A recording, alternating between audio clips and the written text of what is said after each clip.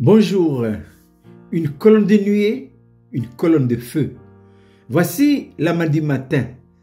Et cette belle petite manne nous vient du livre de l'Exode. Exode 13, verset 22. La colonne de nuée ne se retirait point de devant le peuple pendant le jour, ni la colonne de feu pendant la nuit. Israël, sorti du pays de l'Égypte, après de longues années d'esclavage, doit maintenant affronter le grand désert. Un désert aride. Et Israël doit marcher jour et nuit. Le jour, ils sont conduits par une colonne de nuée et la nuit par une colonne de feu. L'Israël doit s'arrêter qu'à partir du moment où la colonne de nuée ou de feu s'arrête. Et ensuite, quand la colonne redémarre, eh bien, Israël continue son chemin. Et c'est ainsi que Israël a été conduit sûrement, certainement, vers le but final ou la terre promise. Eh bien, ce qui fut vrai avant avec le peuple d'Israël doit l'être encore maintenant avec l'Église.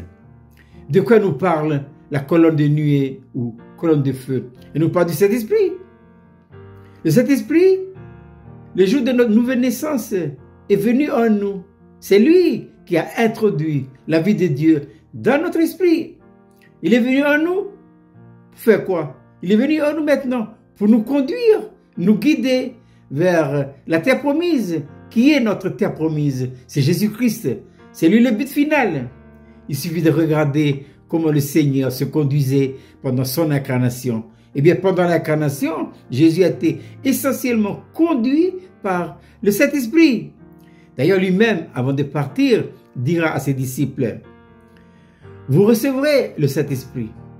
Et quand il viendra sur vous, eh bien, il vous conduira. Il vous conduira dans toute la vérité. Il vous enseignera. Il prendra ce qui est à moi. Et il vous le donnera. Mes chers frères et sœurs, honorons le glorieux ministère du Saint-Esprit. Collaborons avec lui. Que dit l'apôtre Paul dans sa lettre aux Éphésiens? Soyez remplis du Saint-Esprit. Être rempli du Saint-Esprit, c'est être rempli de gloire.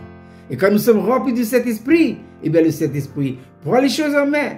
Maintenant, que faut-il faire pour que le Saint-Esprit assume cette responsabilité en vous et en moi? Une seule chose à faire. Il n'y a pas deux. Laquelle? Il faut que le Seigneur Jésus-Christ soit notre Seigneur et Roi. C'est quand il est Seigneur et Roi que le Saint-Esprit prend les choses en main. C'est pourquoi l'apôtre Paul dira dans sa lettre aux Corinthiens, il dit quoi? Car il faut qu'il règne. Je répète, cette belle petite manne pour ce matin, Exode 13, verset 22.